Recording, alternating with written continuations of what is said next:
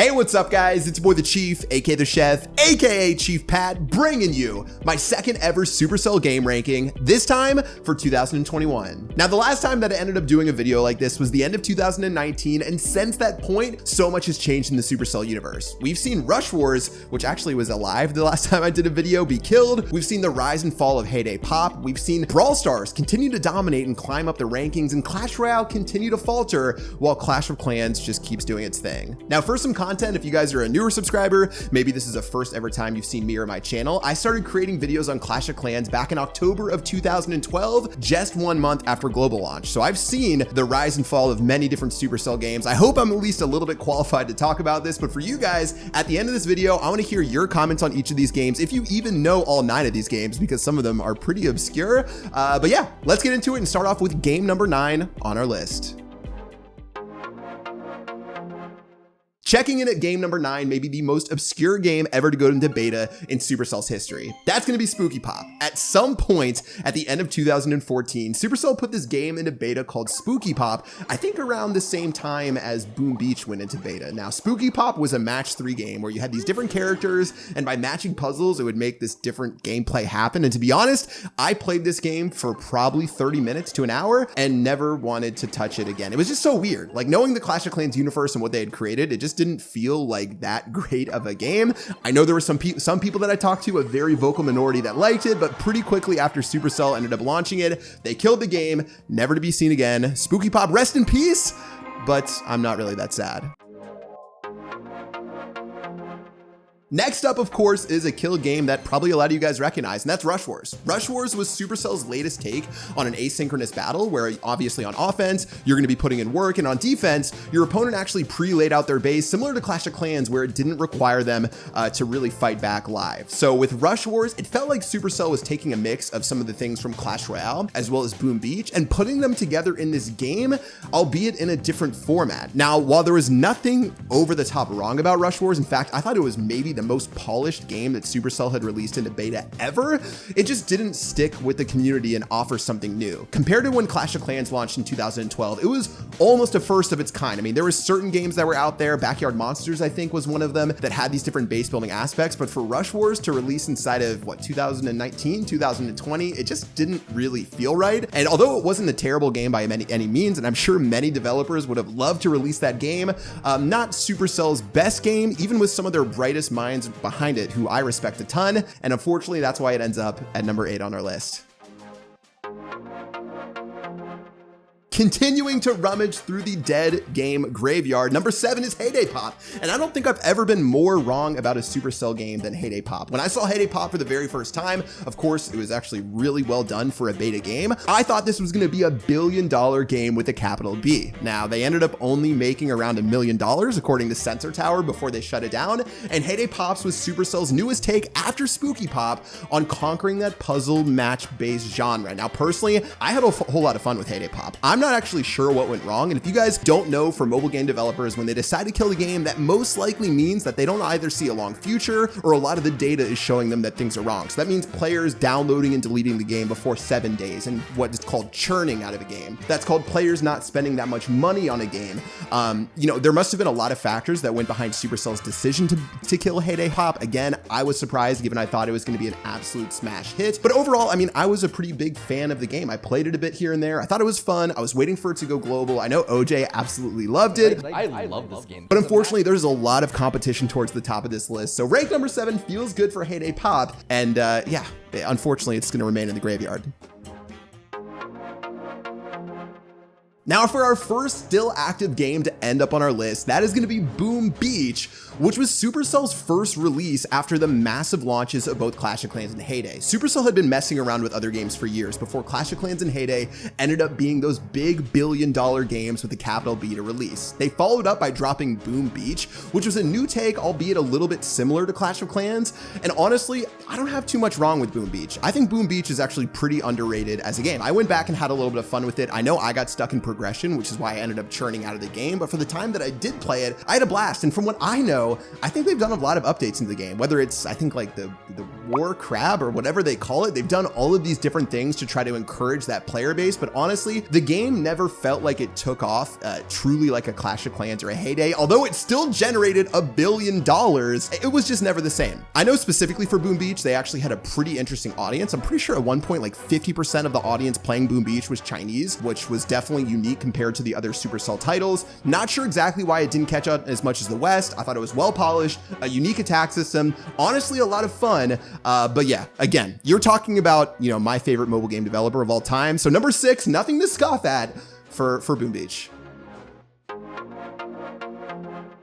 Now, believe it or not, for number 5 on our list, this game changed the course of Supercell as we know today. And that's Hayday. You got to count your cows, count your chickens, cut your wheat, and so much more. And when Hayday was released around June of 2012, it was actually their first banger game that Supercell ever dropped. Clash of Clans came very shortly after, but for Hayday, you know, Supercell at the time had been making games for Facebook and different platforms, and they made that pivot to mobile, and Hayday proved to be that gigantic success, and it was almost like a Farmville for mobile was born. Now, over time, Supercell, again, with a game like this, it can be really hard to keep your players around, but whether it's with derbies and all of the different additions they made to the game, I've met so many people, you know, who haven't necessarily played one of these farm style tape games before and had a whole lot of fun. And even for me, you know, I ranked up to the 30s and 40s with Hayday, and I had an absolute blast doing it. Honestly, again, a super underrated game in the Supercell universe. It isn't as hardcore of a Clash of Clans or a Clash Royale, but I promise if you guys download Hayday and give it a go for a couple of days, you'll have a lot of fun with it before maybe you eventually churn out. But yeah,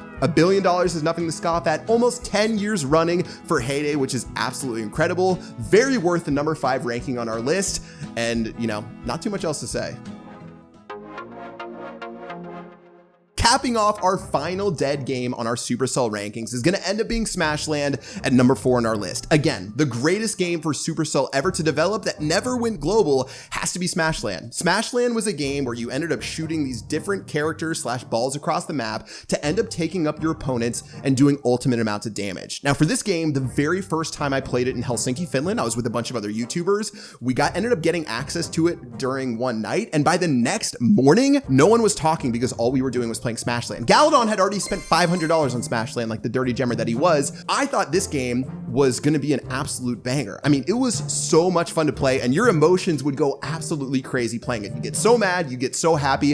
And honestly, if you think of games like, I think like Smashing 4 right now, which honestly even has a pretty familiar name, very similar, and ended up carving out to be an amazing genre for these sort of like battle bouncing type games for mobile. Now for Supercell, obviously they didn't see the value in it. I know throughout Smashland's development, towards the end, they started throwing in some crazy features. I think there were like jewels or something like that. And for some reason, the data did not line up for Supercell, and they had to kill the game, which broke the hearts of the community. Moltz ended up doing a hashtag save Smashland. A lot of people were really upset, but Supercell just didn't see it as a 10-year game like they saw with games like Brawl Stars and Clash of Clans and Clash Royale and Hayday, and that's why they killed it. It was a tough decision. I don't know if Supercell regrets it. I wish at one point they would bring Smashland back because it truly was one of my favorite games I'd played during such a short amount of time. Rest in peace to Smashland. Hopefully I do honor to you by putting you at number 4 on our list, even though you're dead, ahead of $2 billion games. A big shakeup for number 3 on our list, and of course it's going to end up being Clash Royale. Now, in all honesty, if I had to pick a game that was the most beautifully made in the Supercell universe, I think I would pick Clash Royale based on its natural mechanics. When I played Clash Royale for the very first time in October of 2015, it felt like Supercell had put a gold bar in my hands. It was that true PvP experience that at the time I was missing from Clash of Clans. Of course, you know, I was just bad at the game, so maybe that's why I was missing the experience. It had that PvP experience, that true outplay potential, and it was so well made that I don't know if I've ever had that feeling picking up a mobile game before. It was absolutely nuts. And I think obviously Clash Royale came out to this trailblazing start, people playing nonstop. Everyone I knew played Clash Royale. The game dipped down a little bit early. They released challenges, which obviously brought the game back to life. And then 2v2 coming out, I believe in the beginning of 2017, was what I feel like was the peak for the game. Now, the hardest part about Clash Royale and why it ranks as number 3 is, albeit with all of those potential and game mechanics and how beautiful the game was, it feels like the years since then, it just has not had an update that truly delivers and it just doesn't feel like the game has had its full potential taken care of. And I don't know what that is. I don't know. And for some reason for me, I feel like Clash Royale, maybe due to the mechanics of the game, it's hard to be as innovative as you can with Clash of Clans or Brawl Stars. Maybe it's harder to do these types of crazy arenas and modes just based on the natural game mechanics of the game. But no one can obviously contest that over the last couple of years, even Ilka, the CEO of Supercell, said, that Clash Royale is in a little bit of, a rougher spot compared to the other games. I don't want to take the quote out of his mouth, but it's known publicly that Clash Royale is struggling as a title. And unfortunately, even though I think it has some of the best bones out of any mobile game, it has to end up on number 3 on our list. Now, I know they're making Clash Royale a priority. They just released a new update. I'm not sure that magic items are going to do anything to turn the tide when most of the players begging for that content are the end game players who haven't seen things change in forever. But I'm hoping that with new people on board, with fresh faces on the team, because I know that they've worked, this is still a priority for them in Clash Royale. They're not just having this game here and trying to kill it or anything else. They want to make Clash Royale great again, like they did with Clash of Clans. Just for my final note on Clash Royale, if you guys remember Clash of Clans at the end of 2015, I believe, they released the Town Hall 11 update, was it? That at the time was the worst update in the history of Clash of Clans. Not to mention that Clash Royale came out a couple of months after that. It was a really bad moment for Clash of Clans. It was seemingly dumped on by the community. It had this whole down period, but lo and behold, once they brought back, I believe is it the gold pass inside of Clash Royale, Clash of Clans, whatever the battle pass is, Clash of Clans saw this renaissance that I could not believe in front of me. So for all you Clash Royale players out there, I would say don't give up hope. Look at Clash of Clans, look at how they were able to resurrect the game. To be honest, I don't see maybe as many positive signals right now for Clash Royale on why we should think it's on an upturn, but know that it's possible. Hopefully that's allowable within the game mechanics, and know that Supercell truly does want to make Clash Royale great again as one of those top mobile games. But for now, due to those factors, we're gonna have to put Clash Royale at number 3 on our list, and let's go and head to the top 2. Now, last time we had a clear winner for the best game in the Supercell universe, but for this episode today, I'm gonna have both Brawl Stars and Clash of Clans tied at number 1 on our list. On my last ranking, I had Brawl Stars tied for number 3, but let's talk about Brawl Stars first. You guys cannot deny that since Brawl Stars went global at the end of 2018, it has been probably the best managed mobile game ever. Put simply, Brawl Stars does not miss. For a game that Supercell had in beta for so ridiculously long, for a game that many people were not sure was gonna go global, for a game that they turned from vertical to horizontal, once the game went global, I have never seen a mobile game, or a game in general, not just for mobile, be taken care of better than Supercell when it comes to Brawl Stars. A huge shout out to the team behind Brawl Stars. And again, maybe some of this goes to the fabric and the DNA of the game of how it can be manipulated. But since the game came out, we've got consistent update. We have transparency from the community managers. We have a strong roadmap. We have honestly everything you could possibly want in a mobile game. Brawl Stars has not missed, period.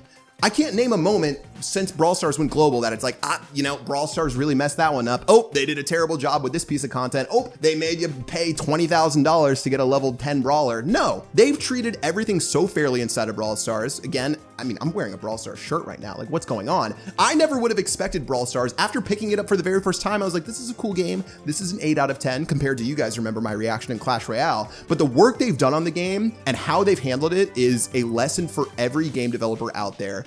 Point blank. I don't want to in all of my videos just, talk about how awesome Brawl Stars is or on Twitter. Like, that's sort of lame, but in all honesty, they crush it. They crush it in a way that I haven't seen before in mobile. And if they can sustain this, because again, the game has only been global for so long now, but if they can sustain this, I feel a pretty strong argument that by the end of this, Brawl Stars will end up as our number 1 game on the list.